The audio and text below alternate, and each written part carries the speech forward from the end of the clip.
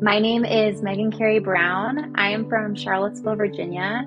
I have Crohn's disease as well as a permanent ileostomy. And things I love to do, I absolutely love to travel. I love going to the beach, spending time with my family, going on hikes, just being outside in general. And my biggest passion has to be advocacy, disease advocacy, and awareness. When I was 13, as a child, I was extremely active. I was an avid softball player, avid basketball player, constantly going to camp, spent tons of time outside, just all around very active, very social. And when I was in eighth grade, I started having diarrhea. And it was not occasional. It was like every single time I went to the bathroom, I was having diarrhea. Thankfully, my mom was very aware and kind of felt like, okay, this really is not normal. We're going to go to the doctor because it just kept getting progressively worse. I wasn't having any other symptoms. I was just having diarrhea. And so I went to the doctor and she told me she is just a nervous child. There's nothing wrong with her. She's just a nervous child, and that's why you're having diarrhea. And so it kind of felt like a punch to the gut because I had never felt like a nervous child. That didn't seem like a good enough answer for what was going on. And so thankfully, both of my parents advocated for me and just felt like, this doesn't sound right. This doesn't feel right. We're going to go get a second opinion.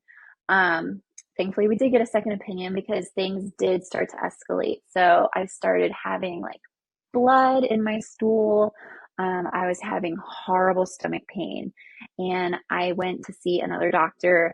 And at that point, they weren't sure if I had Crohn's or colitis until I ended up having a colonoscopy in which I was diagnosed with Crohn's disease. It's like crazy to look back to see the 180 my life took because I physically could not get out of bed. I was in so much pain and my body was so weak. Um, I was just in and out of the hospital all the time. And so thankfully, I was able to get that formal diagnosis and I began medications and treatment. So I obviously started various like oral medications, which I really cannot remember the name of all of them because it was so long ago. But what was happening was I was not digesting these. Like I would take these medications and they would immediately just go straight through me and I'd see them in the toilet. So that obviously was not working and symptoms were not getting better. So then I started taking infusion medications and I went on a drug called Remicade, which sent me into remission. So by the time I started my sophomore year of high school, I was in remission. I was on these like monthly Remicade infusions, but I was well enough to go to school. So I was so excited to just kind of find some type of normalcy and feel good for the first time in a long time. At this point, I had graduated college and I met my husband when we were in college. We dated when we were in college. And then right after we graduated, we got engaged and we got married. 8 months after we got married, it was July, I went in for a routine colonoscopy. And, I had been feeling fine, nothing drastic or new. My symptoms had pretty much stayed the same. Like it was livable.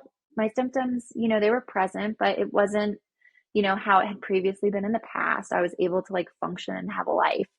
And so I went into this appointment thinking, I'm kind of excited because like they're going to tell me I'm doing well because I feel like I've been doing well. And I had the appointment and they came out and they said, we saw a few things. We're sending a few biopsies off just to make sure everything's fine. And a week later, I got a phone call. I was home alone while my husband was at work, and I got a phone call while I was standing in the kitchen, and my doctor told me, we found out your colon is actually precancerous. there's precancerous tissue deep within your colon, and we're going to have to discuss this, and there's a high chance that you're going to need to have surgery. And I vividly remember that moment because I just like collapsed in my kitchen crying, because even though my colon was precancerous, all I could hear was the word cancer. And immediately all I could think was, oh my gosh, I don't want to die. I was terrified. So I went into the appointment with my surgeon, and we're talking about all these different options. And he says, all right, here's what we can do. We can do nothing and just hope for the best. We can remove part of your colon, but you're going to have to come in for routine monitoring. So you'd probably have to come in like every 3 months or so, possibly have colonoscopies just to check any like progression, make sure nothing's happening. Or we can remove your colon and your rectum. You'll have a permanent ostomy bag, but you will never have the chance of colon cancer. And I left that appointment with the mindset of, there is no freaking way I am getting an ostomy bag. I am not doing that. I'm not having surgery. I absolutely refuse that. So a week later, my husband actually had to deploy. It was like just a whirlwind. My husband deployed, and I moved back home with my parents. And I had a month to make this decision if I was going to have ostomy surgery or not. So in the meantime, we went for a second opinion, which I always highly suggest going for a second opinion because it never hurts. So we went for a second opinion, and unfortunately, it was the exact same response. Yes, this is what needs to happen. Why is this happening to me? I can't believe this is happening to me. And just anger and upset and, lots of dwelling and processing, until finally I went to my next surgery appointment where I was going to have to give my decision. And I was ready to go into that appointment to say, I will have part of my colon removed with the monitoring, but I am not doing an ostomy bag. That's kind of where I was at. Even though my parents were very much like, please, please just, do the ostomy bag. Like, this isn't something to joke with. We really need to be serious about this. I was not ready to do that. And so I went into this appointment ready to tell my surgeon that. And he knew that because he knew how horrified I was and how adamantly against it I was. And he had said to me, the conversation that changed my mind forever. I still get like chills and goosebumps and like tear up whenever I think of it. He said to me, imagine being a young mom and finding out you have cancer. And that put everything into perspective for me, because he knew how important one day having a family was and having children was. And so I left that appointment with my surgery booked to have my colon and rectum removed with a permanent ileostomy bag. I had been sick for so long. At that point, I had been sick for 10 years, and my colon actually turned precancerous because of the intense scarring from Crohn's disease on my colon. So I had been sick for 10 years, and I just went into this with the mindset of, it can only get better. Why not try? Why not try? It can't get worse than it already is. Why not just try? And so I think going in like open-minded and going in with a more so positive mindset and like willingness to learn and willingness to educate made a huge difference in my situation, because before having surgery, I felt very like negative towards an ostomy bag. But after having surgery, as soon as I was rolled out, like I never had any negativity or like upset or any like harsh feelings towards my bag or my ostomy bag or anything like that. It was just always like, this is my second chance at life. So let's figure it out and get going. And it has been. absolutely been my second chance because I felt like I missed out on so much stuff when I was a teenager, and in college I missed out on so much life. And so now is my time to make up for that with my ostomy bag. So I always tell everyone that essentially my ostomy bag is how I go number two. I have something called a stoma, and it's this little red, round, fleshy, pinky looking thing that just sticks out of my skin on my abdomen, and it's actually part of my intestines. And so my surgeons basically created a hole through my abdomen, and they brought that little piece of my intestines out. And I wear an ostomy bag over it so you don't see it, but I wear an ostomy bag over it, and my ostomy bag is what collects my stool.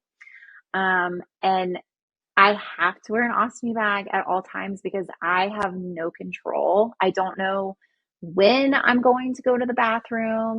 It just kind of happens all the time. I have no sense of like the urge to go or anything like that. So I wear an ostomy bag to collect that. So I also don't have a rectum. I had my rectum removed. So I will have my ostomy bag forever. There's no possible way to like reconnect anything down there. Tips for living with an ostomy bag. If your ostomy starts to itch, that means it's time to change your bag.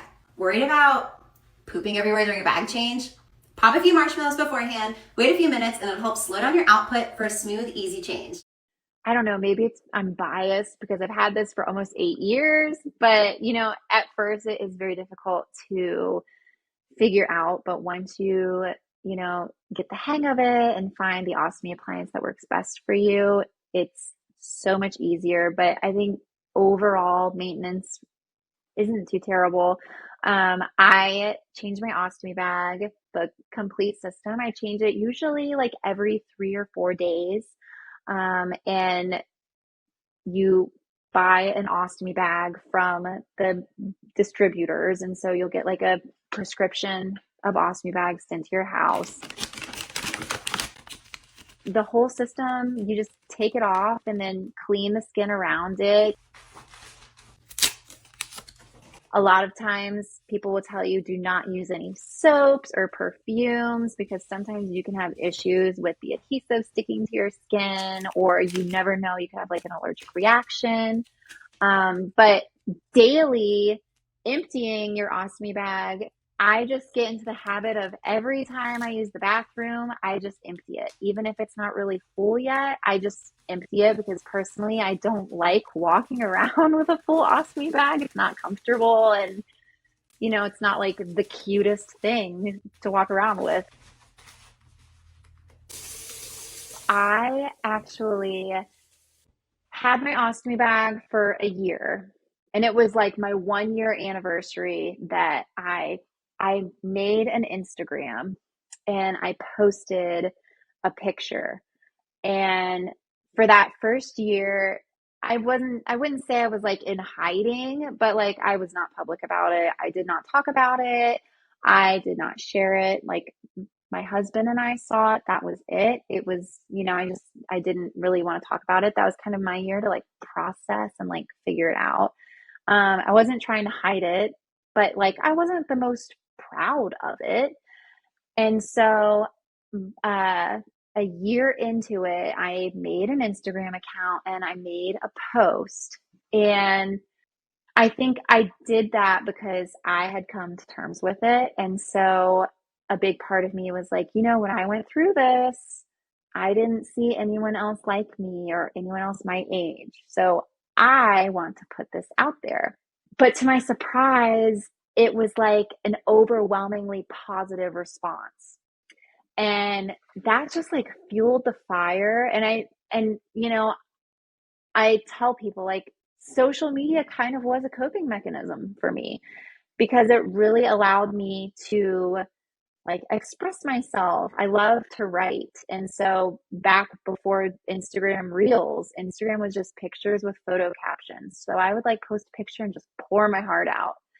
And that really allowed me to cope. But I think the biggest thing was that it really allowed me to accept myself and accept my body because other people were so accepting of it. And like like I said, I didn't know any of these people. These were just random people on the internet, but people were so kind and people genuinely like wanted to know more. And, having an ostomy bag did not take away from me as a person.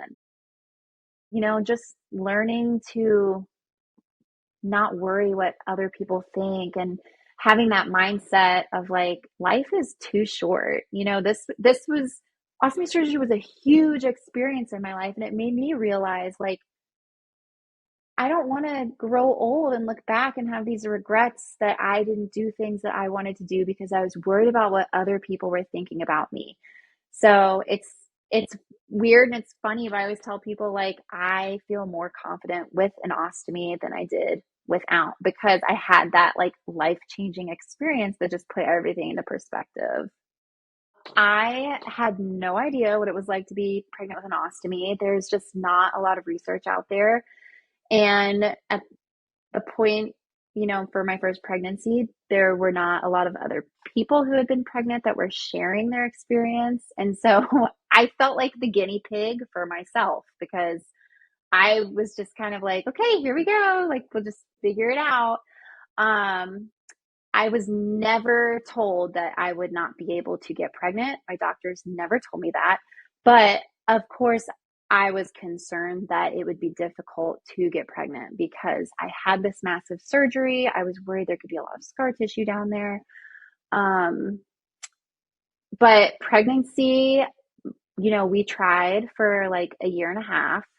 And when my husband went on his second deployment, I took matters into my own hands and I thought, okay, while you're gone, I'm going to go to the fertility doctor and find out what's going on so that when you get back, we'll be ready to go.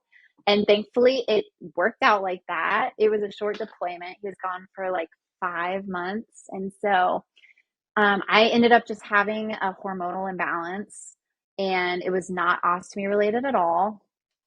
And I did one round of Clomid and was able to get pregnant with our daughter. But as for like the ostomy side of it, there were a few changes, but nothing like crazy or out of the ordinary. I think the biggest thing is like as my belly grew, I had to switch ostomy appliances. I think my biggest concern was childbirth and like having a baby, because I don't have a rectum.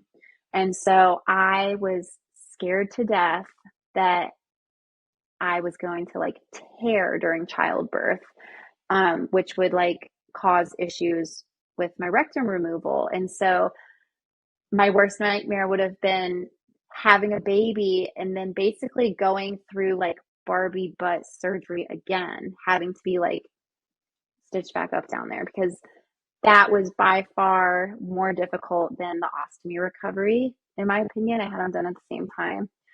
And then too, like another concern, I automatically assumed I was going to have a C-section.